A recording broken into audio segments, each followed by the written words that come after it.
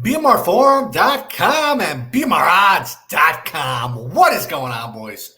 What is going on? Welcome back to episode number 64 of The Lobby. I say it each and every week. We are moving right along. 64 episodes of this wonderful show. I cannot believe it. But as always, we have the man with the old-style porn mustache, Mr. Samson George. What's up, Sammy? What's going on, Bobby? We're a month away from episode 69. We're going to have to do something pretty special on that episode.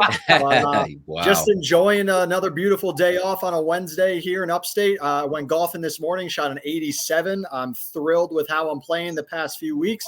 Consistently breaking 90, which has been my goal for this offseason. So I've played 3 rounds. I've shot 89, 88, and 87. So now I'm hitting that threshold. So I'm pretty excited.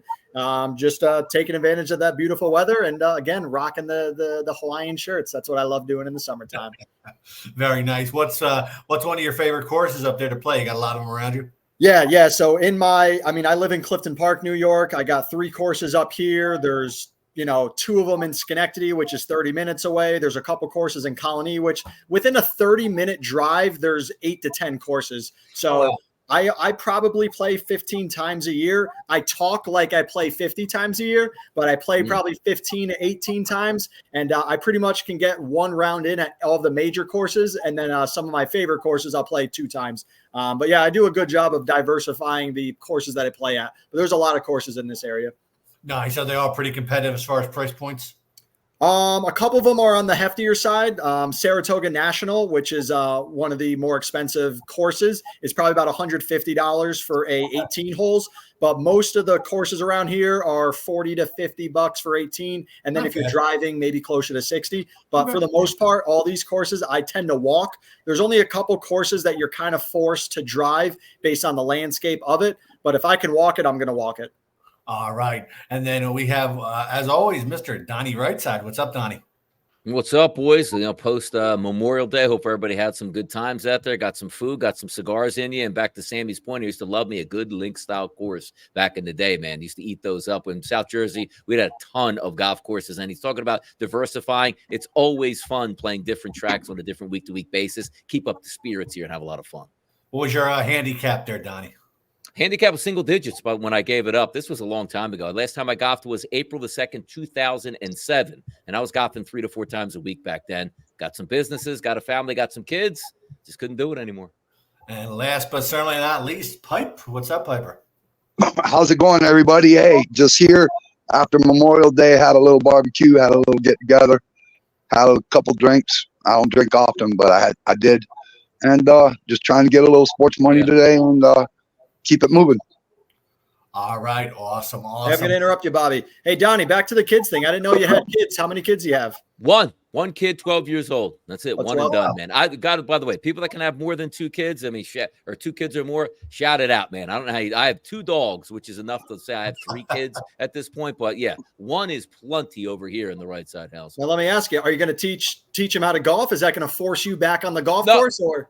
No, here's the good, she's a girl. So the good part about that is she plays soccer, does whatever she wants. Now, if I had I always wonder, if I did have a boy, would he have to play football? Would he have to be good at football? Would he have to play golf? Would I be upset if he struck out in baseball? So a girl can do whatever she wants. Play fantastic, play terribly. It's a completely different experience here, which I'm sort of blessed with. Well, you want another one, Donnie?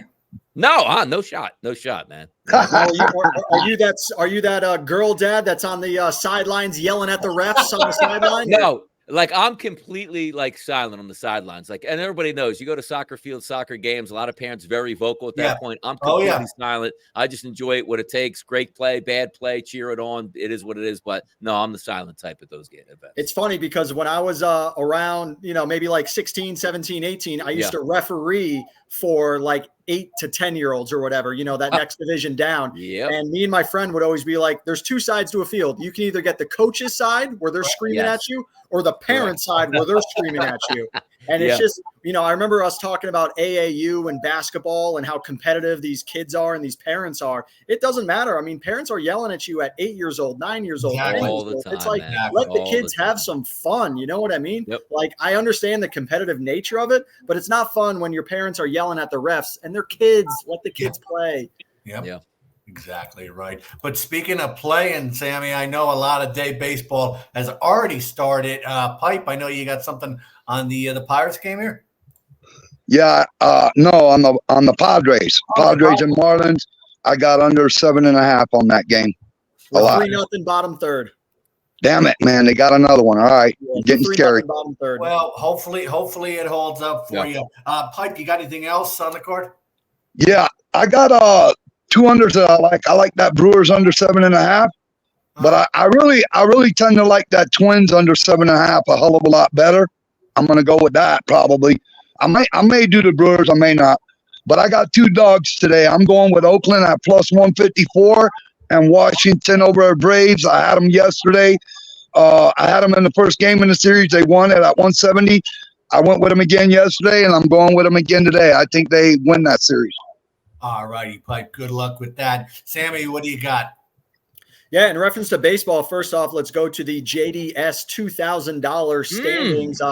This is a battle right now. The last few weeks, it's been Empire Maker and Headsturks that have been 1-2, and they've been about 4 to 5 units ahead of everyone else. They've had some losses. The top 6 is all less than 2 units apart. Wow. And we have new leaders right now. JD's in second. Yeah, JDS is in second with a chance to take over first place with a win. You got White Phil Ivy in first place right now at 12.85 units. JDS in second at 12.36 units. DH Ristov at plus 11.98. Then you got Empire Maker and Headsturks now sitting at 4.5.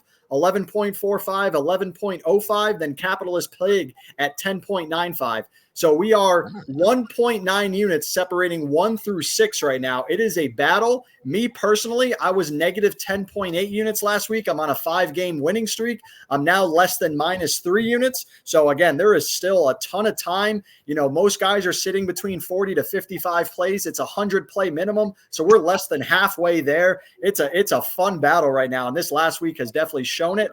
Me personally, I am on the Twins tonight, minus 1.5 at plus 165. And then separate from that, I'm going to take a money line parlay. We're going to take the Toronto Blue Jays and the New York Yankees, both sitting at right big surprise there. Surprise there. They're both sitting at minus 200, minus 190, flirting around there. But if you take the 2-team parlay, it's paying right around plus 130. So take those 2 big favorites, put them in a money line parlay at plus 130, and that'll be my action for baseball tonight. But this JDS contest is a lot of fun. I think Pipe is sitting around 15th, 16th place. He's had a little bit of a losing streak, but all it takes is 3 or 4 winning days, and you're right back up there. So it's been fun. There's a $2,000 on the line. 100% sounds like a good time. And, you know, JD, if you end up cashing, I hope you will roll down the prizes and eliminate yourself. So JD has already mentioned me as well on my tennis. If JDS wins his own baseball contest, he's not paying himself out or go to the next place. He's just playing for the fun of the sport. Just like my tennis contest, I'm playing for the fun of it, but I am not eligible for prizes. All right. Donnie, what do you got on the diamond? I know a lot has already started. A lot's still finalized, but what do you got tonight?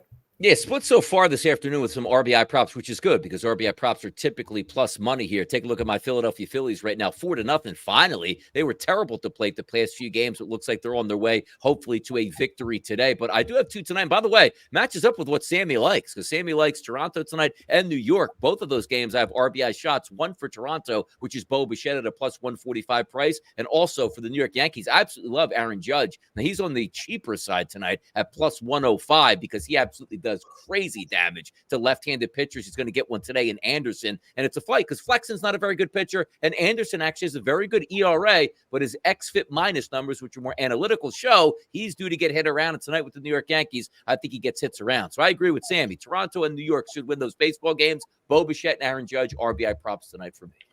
All right, Donnie, good luck with those. And speaking of New York, Sammy, you know, your Rangers, you know, what do you think of them series so far? You know, very exciting overtime games. Yeah, very exciting. You know, as a Ranger fan, obviously you'd love to win 4-0, but that's not realistically going to happen. You know, it's a 2-2 series. We're going back to MSG for best 2 out of 3. You know, 3 out of the 4 games have gone into overtime. It's been fantastic. It's been very competitive. It's been compelling. There's been fighting. There's been goal scoring. There's been defense. There's been offense. It's everything that you want to see in the NHL playoffs. On the other side, you got the Oilers and the Dallas Stars. That's a 2-1 series with the Oilers at home tonight. Small price, -130 to take it back to Dallas at 2-2. You could be looking at 2 NHL conference finals, both at 2-2, which is a direct opposite comparison to the horrible conference finals of the NBA, where Boston swept them in 4. Now, realistically, Indiana should probably have won 2 out of those 4 games, but that's the way the cookie crumbles. The good teams win, and bad teams find ways to lose. So Boston, shout out to them. Hey, they won 4 straight. They might have had the easiest path to the finals. And then at least the West Coast is getting a little bit competitive. The T-Wolves found a way to get 1 game. Now they're back home for game 5, can put a little bit of pressure on Dallas to make them win in game 6. I do like the Timberwolves tomorrow to win at home and take that game back to game 6 in Dallas, which is going to put a lot of pressure on them to see if they could take it at home. But the NHL is a direct opposite of the NBA as far as the competitive nature of it. But the T-Wolves, they're going to make them earn it. At least they're going to make them earn it at home. So we'll see what happens there. All right, Donnie, have you been following the NHL playoffs? You've been catching any of these games? Who do you like tonight? Yeah. Absolutely having a lot of fun. A lot of websites offer those odds boost out there for the game. And yesterday, the Rangers, first time they scored yesterday, cashed the boost with 2 players to get 2 points, like a +150. So I've been loving it. And tonight, like Edmonton's my team that I root for. I just love the style of play that they have. And as Sammy's talking about, big game tonight. You can't go down 3-1 with Dallas then going back to home ice and probably going to close that series out. Edmonton has to win on their home ice tonight. And take a look at the NBA. It is nice because the one thing the NBA doesn't do is the finals are a set date regardless of when anything ends, which means if we got a swept series for Boston, which we did, and we got a sweep there for the Dallas Mavericks, which thank goodness we didn't, we'd have been sitting around for 9 days until we got the next NBA game, as it wouldn't start till next Thursday. So thank goodness we actually got somewhat of an extended series. And I'm with Sammy. I do think home court is going to make a difference here. Minnesota being a 4.5, 5.5 point favorite should win that. And we should get a game 6, which is great to give us more action to talk about. But I just missed yesterday a 50-1 parlay, the final piece to the leg, which again, it's hard to do a triple-double for Anthony Edwards, but he had 25 plus points, 10 rebounds, and finished with 9 assists. So I watched in agony over the final 2.5 minutes. Please, just somebody get open and hit a jump shot. It didn't happen, and we've all been there before that. Oh, my goodness, I needed one more thing to happen, but that's why they're 50-1 parlays. They're not supposed to hit, even though you get this close sometimes. That sucks, man. That really sucks. And the thing with assists too is like how many shots were missed that could have been assists. You know what I mean? So if he had 9 assists, there was probably 14 attempts for an assist with some misses in there. Pipe, what do you like tonight in the NBA and NHL, buddy? I like nothing in the NHL. I like Minnesota -5. Okay. All right. Good luck with that. And let's jump back, Sammy, into a little MLB talk. 62-year-old Angel Hernandez ended up, they say he retired. According to MLB, they worked out a financial settlement agreement after more than 30 years in the league. Donnie, what does that tell you?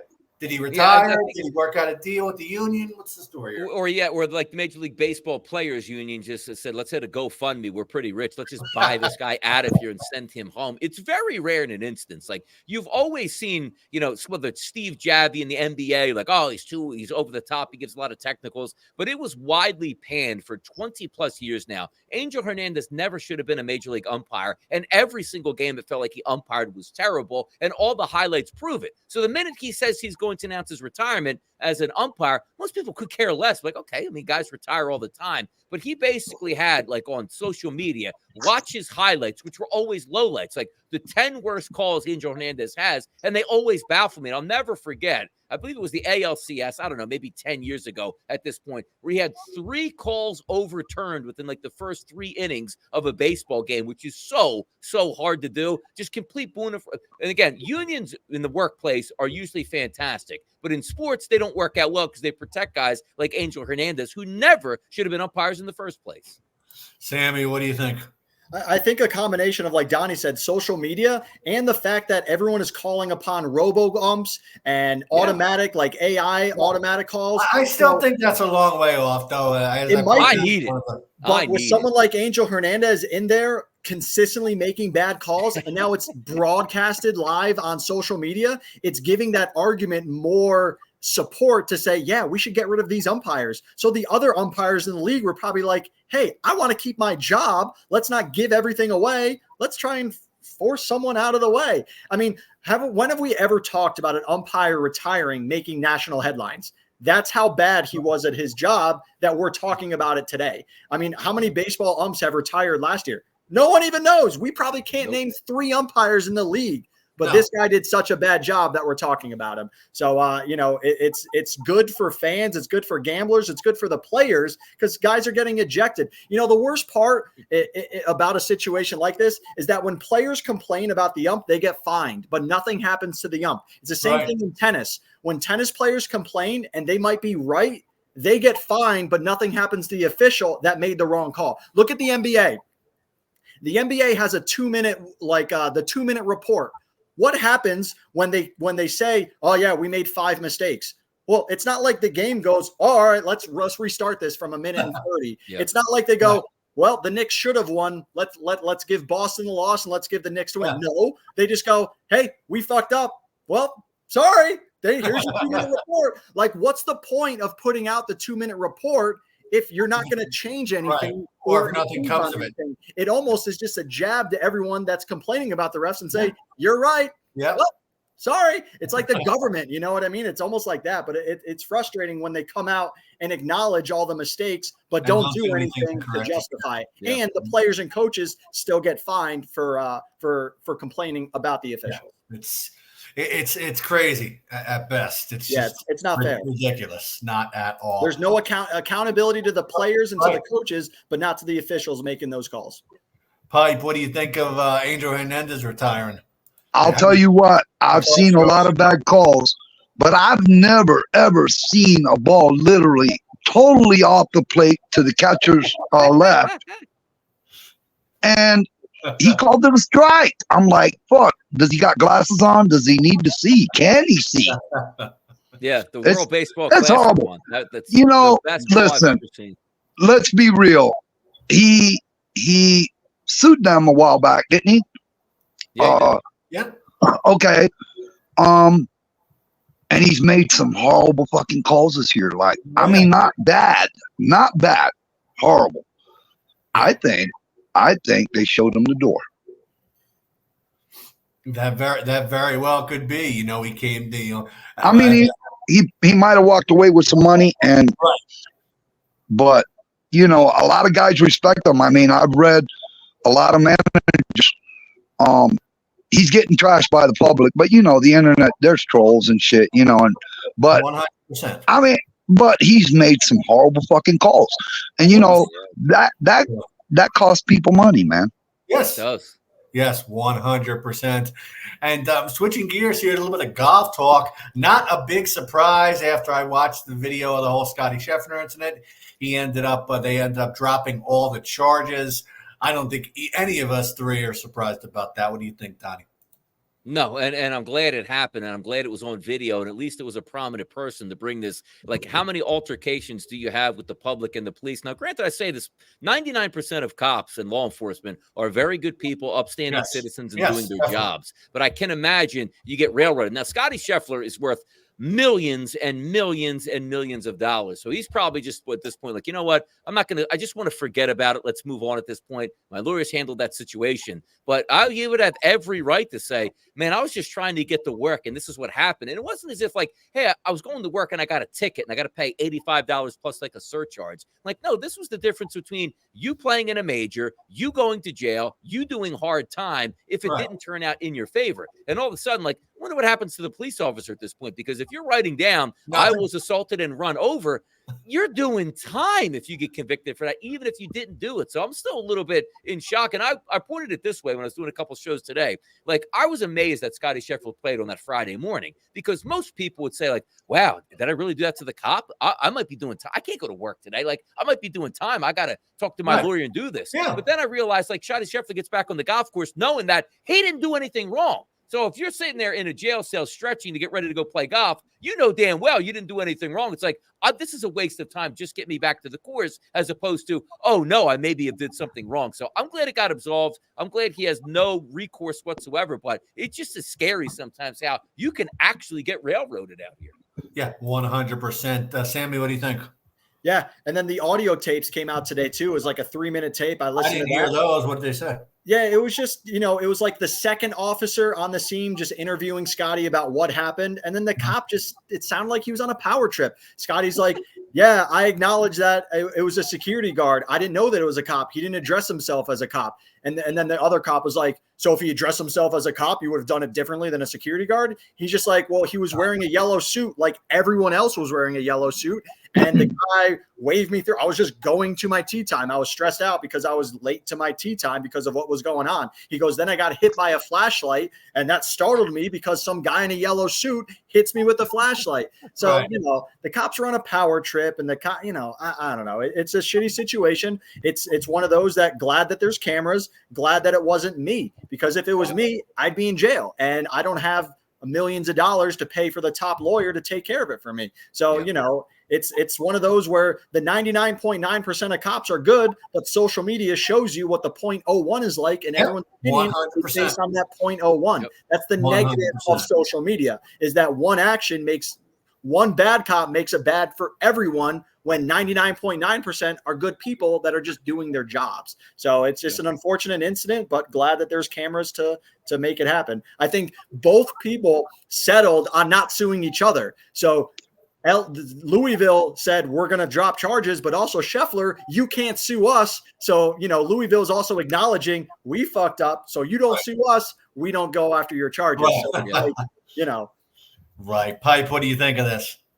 Well, I'll tell you, we knew from the start he didn't have the camera on. Without that, you really don't have evidence to where you could say, okay, he did this, he did that, whatever the cop says. So I knew in the end it wasn't going to stick. And as you see, they dropped the charges. Yep. Right. And last but not least, Sammy, how's the tennis thread looking? What's the record? What do you got today?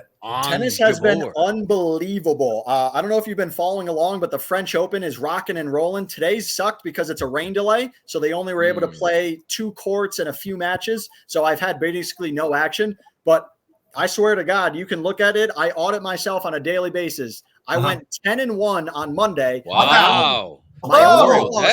It gets better. My only loss was by a half a game. Yesterday, I went 13-0. Wow. So, and it's all been documented. I've been auditing myself. I always ask anyone to audit just in case I'm making mistakes. So 23-1, 23-1 over the last 2 days, with my one loss losing by a half a game. I'm up over 40 units on the year, 38 units just on clay. So the last 2 days have been unbelievable. I cashed out a little bit midweek. Everyone loves that midweek cash out. You can't dream for a 13-0 day followed by a 10-1 day. I mean, it's stuff that we all dream about. So having a midweek cash out is everything, for someone like me that's just a normal guy that just tries to pay a couple bills with the gambling money. So it's been awesome. I'm 1-1 today on just the little action that I have. So the next few days are going to be funky because they're doing some rain makes up. But follow along in that tennis thread, man. There's been some winners left and right. I know a couple guys are following along. JDS has made some money. So I mean, just follow the hot streak. I'm hot right now. I'm not trying to pat my own back, but I'm hot. Follow me while I'm hot until I cool down. It's been great. You better not let JJ watch this podcast, guys, because you'll be hitting Sammy up for a gambling loan here pretty soon. Yeah, right. Yeah. But all the best of luck this coming week with all your action, guys, and we will see you around on the forum. See ya.